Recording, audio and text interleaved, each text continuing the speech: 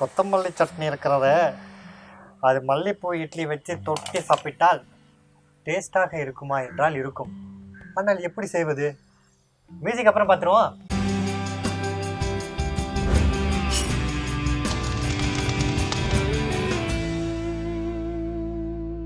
என் அன்பு வணக்கம். ஸோ இந்த கொத்தமல்லி சட்னிக்கு நான் ஒரு கட்டு கொத்தமல்லியை தான் நான் யூஸ் பண்ண போகிறேன். இதில் இம்பார்ட்டண்ட்டான விஷயம் என்னென்னா, நான் வேறையும் சேர்த்து தான் யூஸ் பண்ண போகிறேன். வேரில் தான் இன்டென்சிவான ஃப்ளேவரும் டேஸ்ட்டும் இருக்குது. அதனால் வேரை வெட்டி வீசிட வேண்டாம். கொத்தமல்லி சட்னிக்கு மட்டும் இல்லை, நீங்கள் கொத்தமல்லி எதுக்கெல்லாம் யூஸ் பண்ணுறீங்களோ அதுக்கெல்லாம் இது ரொம்ப யூஸ்ஃபுல்லாக இருக்கும். வேரை சமைக்கும் போது யூஸ் பண்ணிக்கோங்க, தலைகளை கடைசியில் ஃபினிஷ் பண்ணும்போது யூஸ் பண்ணிக்கலாம். ஃபென்டாஸ்டிக்காக இருக்கும். ஸோ இப்போ நான் அதை கட் பண்ணி தனியாக வச்சுக்கிறேன்.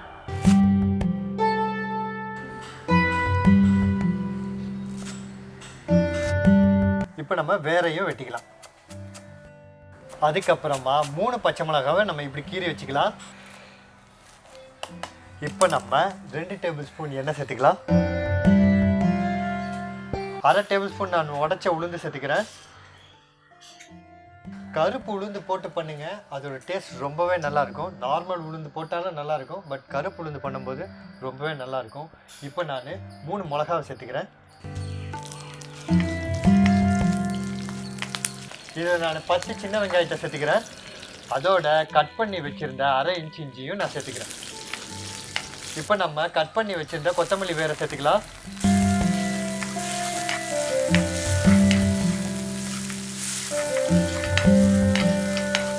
கொத்தமல்லி வேரை போட்டு ஒரு 30 to 40 செகண்ட்ஸ் நல்லா வதக்கிட்டு, அதுக்கப்புறமா 1 இன்ச்சா இல்லை 1/2 இன்ச் புளியை நான் என்ன பண்ணுறேன், அதோட சேர்த்துக்கிறேன். 30 செகண்ட் புளி நல்லா வதங்கிடுச்சு. இப்போ நான் 1/4 மூடி தேங்காவை திருக்கி வச்சதை இப்போ சேர்த்துக்கிறேன். இப்போ நம்ம கேஸ் ஆஃப் பண்ணிட்டு கொத்தமல்லியை சேர்த்துக்கலாம்.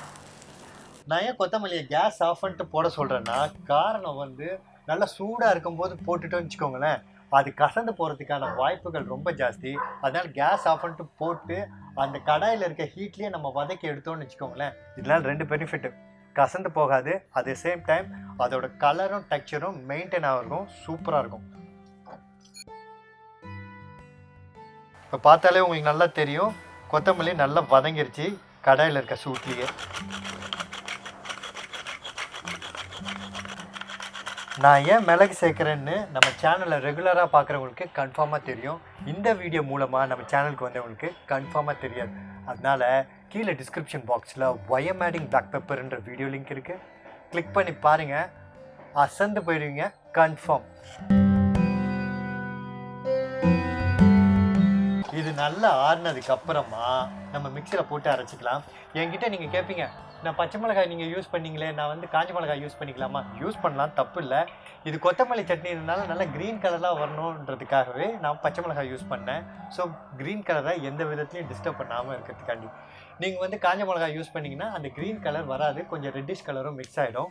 ஸோ அது உங்களுக்கு பரவாயில்லன்னா நீங்கள் சேர்த்துக்கோங்க. கொஞ்சமாக தண்ணி ஊற்றி அரைச்சிக்கலாம். தேவையான உப்பை சேர்த்துக்கலாம். சூப்பராக அரைச்சாச்சு.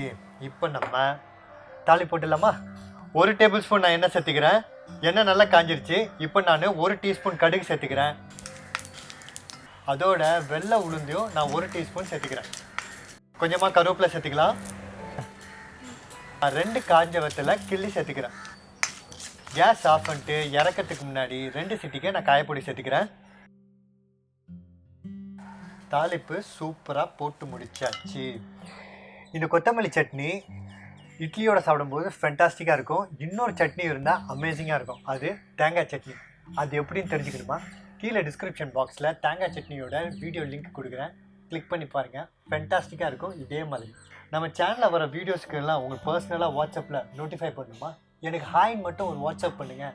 அதை அனுப்ப வேண்டிய வாட்ஸ்அப் நம்பர் 9940302830. இந்த வீடியோ உங்களுக்கு பிடிச்சிருந்தா லைக் பண்ணுங்கள், கமெண்ட் பண்ணுங்கள், சப்ஸ்கிரைப் பண்ணுங்கள். முக்கியமாக ஷேர் பண்ணுங்கள். ஏன்னா life is better when we share.